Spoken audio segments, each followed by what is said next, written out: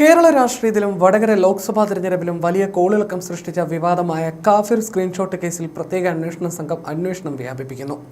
കേസിൽ ആരോപണ വിധേയനായ DYFI Vadakara block president Ribesh Ramakrishnan SITയുടെ ഔദ്യോഗിക ചോദ്യം ചെയ്യലിന് തൊട്ടുമുന്നേ ഡിവൈഎഫ്ഐ ഭാരവാഹിത്വം ഒഴിഞ്ഞതാണ് ഏറ്റവും പുതിയ നിർണായക നീക്കം. ശനിയാഴ്ചയാണ് അദ്ദേഹം വടകര ബ്ലോക്ക് പ്രസിഡന്റ് പദവി രാജിവെച്ചത്.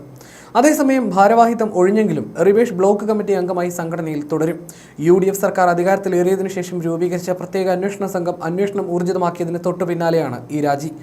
നിലവിൽ വടകര SP ഓഫീസിലേക്ക് വിളിപ്പിച്ചാണ് റിബേഷ് രാമകൃഷ്ണനെ SIT ചോദ്യം ചെയ്യുന്നത്. നേരത്തെ കേസ് അന്വേഷിച്ച മുൻ അന്വേഷണ സംഘവും റിബേഷിനെ ചോദ്യം ചെയ്തിരുന്നെങ്കിലും തനിക്ക് എവിടെ നിന്നാണ് ഈ സ്ക്രീൻഷോട്ട് ലഭിച്ചതെന്ന ഉറവിടം വെളിപ്പെടുത്താൻ അദ്ദേഹം തയ്യാറായിരുന്നില്ല.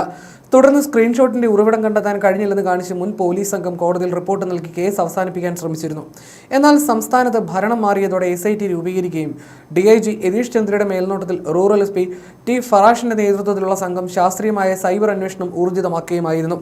ഇത്തരത്തിൽ നടത്തിയ വിശദമായ അന്വേഷണത്തിലാണ് DYFI തിരുവള്ളൂർ ബ്ലോക്ക് കമ്മിറ്റി അംഗവും വടകര സ്ക്വാഡ് എന്ന സൈബർ ഗ്രൂപ്പിന്റെ അഡ്മിനുമായ ജിതിൻ ഭാസ്കറിലേക്ക് SIT എത്തിയത്. CPM അനുകൂല വാട്സ്ആപ്പ് ഗ്രൂപ്പായ വടകര സ്ക്വാഡിൽ നിന്നാണ് കാഫിർ സ്ക്രീൻഷോട്ട് വ്യാപകമായി പ്രചരിച്ചതെന്നാണ് പുതിയ അന്വേഷണ സംഘത്തിന്റെ കണ്ടെത്തൽ. വിവാദമായ ഈ ചിത്രം ആദ്യം പങ്കുവച്ചത് വടകര സ്ക്വാഡ് എന്ന ഗ്രൂപ്പിലായിരുന്നു. ഈ ഗ്രൂപ്പിന്റെ അഡ്മിനും DYFI നേതാവുമായ ജിതിൻ ഭാസ്കറുടെ ഫോൺ പോലീസ് ശാസ്ത്രീയ പരിശോധനയ്ക്ക് വിധേയമാക്കിയിരുന്നു. റിബേഷ് രാമകൃഷ്ണന് ഈ വിവാദ സ്ക്രീൻഷോട്ട് ലഭിച്ചത് ജിതിൻ ഭാസ്കറിൽ നിന്നാണെന്ന വ്യക്തമായ സൂചനകളുടെ അടിസ്ഥാനത്തിൽ കഴിഞ്ഞ ദിവസം ജിതിനെ വിളിപ്പിച്ച് ചോദ്യം ചെയ്യുകയും ഇയാളുടെ മൊബൈൽ ഫോൺ SIT കസ്റ്റഡിയിലെടുക്കുകയും ചെയ്തിരുന്നു. ഈ ഫോൺ കൂടുതൽ ശാസ്ത്രീയ പരിശോധനകൾക്കായി ഫോറൻസിക് ലാബിലേക്ക് അയച്ചിരിക്കുകയാണ്. റിബേഷ് രാമകൃഷ്ണനും ജിതിനും പുറമെ അമ്പാടിമുക്ക് സഖാക്കൾ, Facebook page admin Manish, red volunteers battalion WhatsApp ഗ്രൂപ്പിലെ അംഗമായ അതുൽ എന്നിവരെയും വടകര ക്രൈംബ്രാഞ്ച് ഓഫീസിൽ വിളിപ്പിച്ച് ചോദ്യം ചെയ്യുന്നുണ്ട്.